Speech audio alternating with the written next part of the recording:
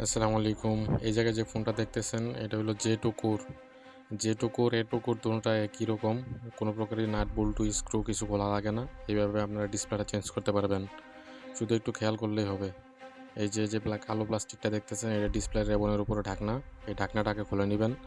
তো ঢাকনাটা খুলে নেওয়ার পরে দেখবেন এই জায়গায় ডিসপ্লের রেবনটা আছে। এই রেবনটা খুলে নেবেন। আর যেহেতু আপনাদের ডিসপ্লেটা আগের ডিসপ্লেটা ভাঙা বা নষ্ট হইতে পারে, তো আপনারা ওইটা হাতে টান দিয়ে খুলে ফেলবেন। ওইটা তো আর নষ্ট হলে কিছু করার কিছু নাই। আর ডিসপ্লে ফাঁকা হয়, ফাঁকা দিয়ে কিছু একটা ঢুকাইয়া হালকা আড়া দিবেন, আড়া দিলে উইঠা যাবে। তো ওইটা নিয়ে এতটা সিরিয়াস হওয়ার কিছু নাই। ওটা তো নষ্ট হয়ে গেছে, ওইটা নষ্ট হয়ে গেছে, ভেঙে গেলেও সমস্যা নেই।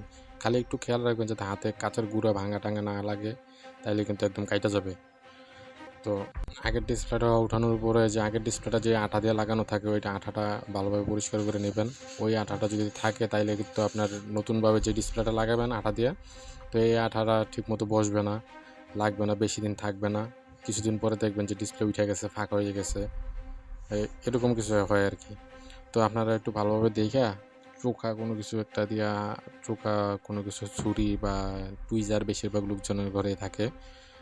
তো এই টুইজারটা দিয়ে আপনি ব্যবহার করবেন, ব্যবহার করে এই যে গুঁতে গুঁতে উঠে নেবেন আঠাগুলো।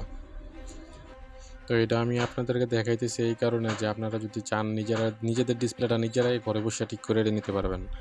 তো এই ডিসপ্লেটা চেঞ্জ করা আহামরি তেমন কোনো কাজ না, যে মোবাইল খুলতে হইব, বোর্ড খুলতে হইব, এমন কোনো কিছু না।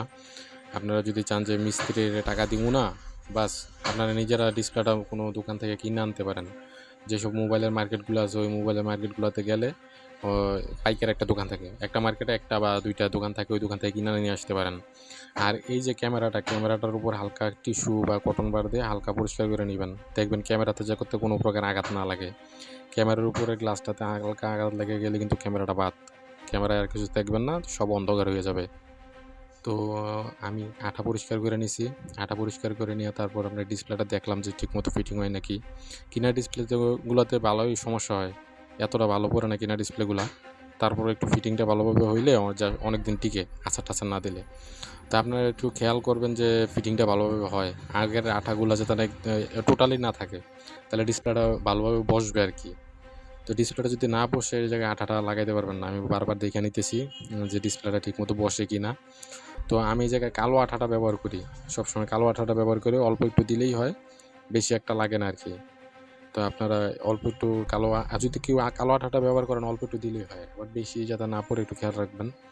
বেশি পড়লে আবার পরবর্তীতে যদি টলা লাগে তাহলে ঝামেলা হয়ে যায়।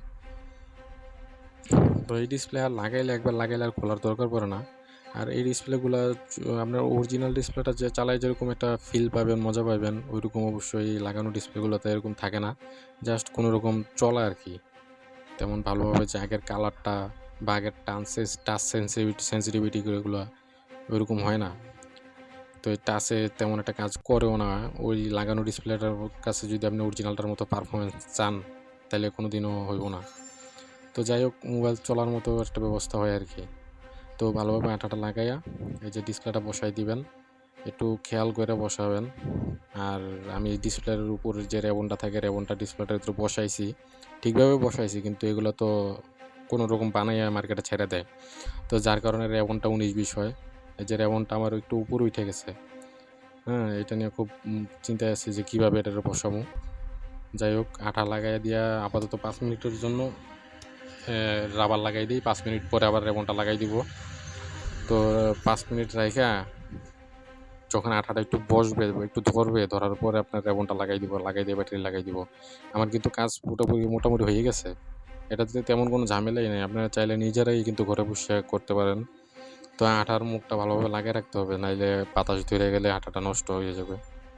তো এটা আমার মোটামুটি কাজ শেষ।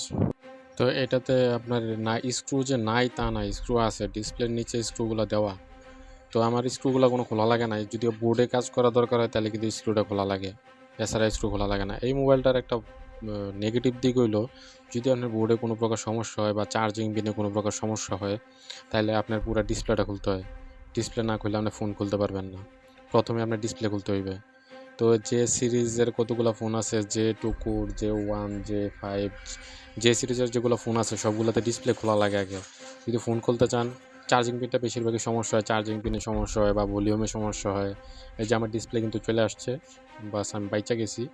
এটা আমি মনে করছিলাম ডিসপ্লেটা আসবে না, ডিসপ্লের রেবনটা অনেক পাকা হয়ে লাগছে।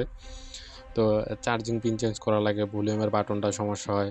ভলিউমের বাটনের ভিতরে হলো একটা এক ধরনের রাবার দেওয়া, প্রায় ১-১.৫ বছর ২ বছর গেলে এই রাবারটা নষ্ট হয়ে যায়, ড্যাম হয়ে যায়। তখন এই রাবারটা চেঞ্জ করা, ভলিউমের ভিতরে গেটেজ দেওয়া লাগে বা সুইচটা চেঞ্জ করা লাগে, তো ফোন খোলা লাগে। ফোন খুলতে গেলে এই ডিসপ্লেটাকে খুলতে হয়। এটা খুব একটা বাজে একটা জিনিস। যাই হোক, এটা তো বানাই ফেলছে কোম্পানি, কি মনে করে, কি ভালো মনে করে বানাইছে।